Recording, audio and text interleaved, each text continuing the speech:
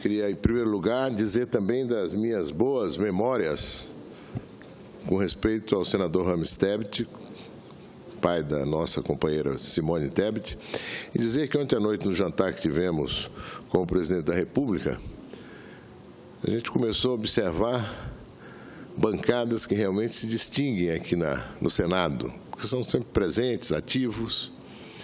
E a primeira menção que veio foi justamente a bancada do Mato Grosso do Sul, com a nossa senadora Simone Tebet, com o senador Moca e com o senador Pedro Chaves. Uma mera coincidência com essa sua fala hoje aqui, que engrandece realmente a política do país com personagens dessa estatura. Eu queria falar, senhor presidente, sobre acontecimentos de ontem que nos impactaram a todos, não é? E dizer que eles não fazem bem à democracia. Protestos agressivos que começam a tocar pelo país, com baderna, afronta às instituições, não vão nos ajudar a sair da crise. Palavras de ordem não têm o condão de remediar a realidade.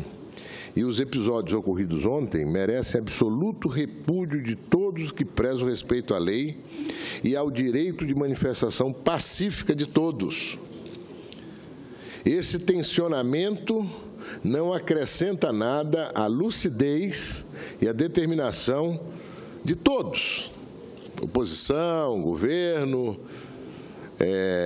neutros, que querem que o país realmente levante a cabeça e dê a volta por cima. Os extremistas que invadiram o plenário da Câmara deixaram claro o seu desapreço pela democracia. Ao invocar uma improvável intervenção militar e tratar com truculento desrespeito à instituição onde os interesses do povo são representados, se bem ou mal é outra história que cabe aos eleitores julgar e decidir, desnudaram o caráter autoritário da sua causa. Não, mas não foi apenas a Câmara dos Deputados, a Assembleia Legislativa do Rio de Janeiro também. As manifestações em escolas e universidades, pelo país afora, sobre a etérea bandeira da rejeição à proposta de emenda constitucional que disciplina os gastos públicos federais e a medida provisória que reforma o ensino médio, ambas em tramitação no Congresso. Que alternativa eles têm a isso? No que se refere à educação, manter como está. E os resultados dos exames de avaliação mostram que manter como está é ir num caminho que não tem progresso. Ou é de estagnação ou é de retrocesso. É preciso mudar. O governo anterior, inclusive, mandou alguma coisa nesse sentido, de mudanças curricular.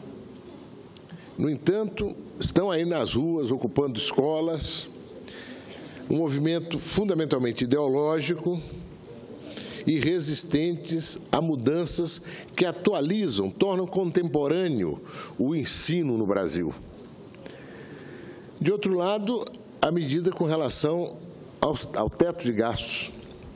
Eu tenho convicção de que nós vamos aprovar essa medida provisória, essa emenda constitucional, que aqui no Senado tem o número 55. Senhor presidente, eu tenho quantos minutos para falar? Ah, bom. Isto é, nós vamos votar e aprovar em primeiro e segundo turno, daqui a 2 semanas, aqui nesta casa, e na semana do dia 11, 12, 12 de dezembro, em segundo turno. Não há outro caminho para tentar reerguer o Brasil. O Brasil está devastado pelas políticas do governo anterior.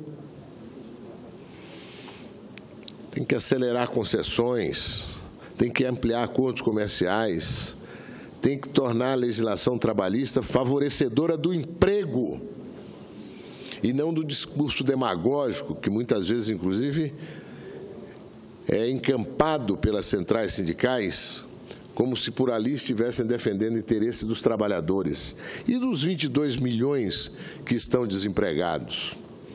12 milhões na estatística do IBGE, 10 milhões que já nem procuram emprego mais, sem esperança. Nós agora temos também aqui nessa casa uma outra medida saneadora. Combate aos supersalários, o extrateto, que a cada dia vai mostrando que é um dreno pelo qual bilhões e bilhões de reais são transformados em renda indevida, do ponto de vista da Constituição, que estabelece teto, mas um teto que é reiteradamente transgredido. Eu, inclusive, coincidindo com esse movimento da comissão, da qual tenho a satisfação de participar, presidida pelo senador Otto, e tem como relatora a senadora Kátia Abreu, eu estou apresentando uma emenda constitucional que vai na mesma direção e que estabelece que nenhum agente público receberá de órgão ou entidade pública em um mesmo mês, sob qualquer título, cumulativamente ou não, qualquer valor que ultrapasse o subsídio mensal, em espécie, dos ministros do Supremo Tribunal Federal. Isso tem que se aplicar nos municípios, tendo como referência o subsídio do prefeito, nos estados, no Distrito Federal, governador, subsídio dos deputados estaduais, subsídio dos desembargadores do Tribunal de Justiça, limitado a 90 inteiros e 25% do subsídio mensal em espécie dos ministros do Supremo Tribunal Federal. E digo mais ainda, proponho mais ainda, para efeito dos limites remuneratórios que trata o inciso 11, esse que determina que, sob nenhum pretexto, se poderá ganhar além do que ganha um ministro do Supremo Tribunal Federal, somente não serão computadas, nesse cálculo, parcelas relativas a adicional de férias, 13º salário, ajuda de custo para remoção, diárias e transportes em viagem realizada por força de atribuições do cargo. Em outras palavras, senhor presidente, eu quero deixar muito claro nesse projeto, essa proposta de emenda constitucional, que os benefícios e verbas indenizatórias, além dos vencimentos básicos, vão impedir que eles sirvam, como ocorre hoje, para burlar o teto. Essa é uma questão central, porque o teto é sistematicamente burlado. Eliminar a regalia de 60 dias de férias, hoje em vigência para o Judiciário.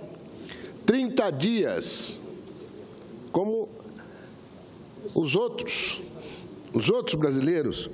E o pagamento de qualquer benefício extra ou verbas indenizatórias só poderão ser feitos mediante decisão judicial.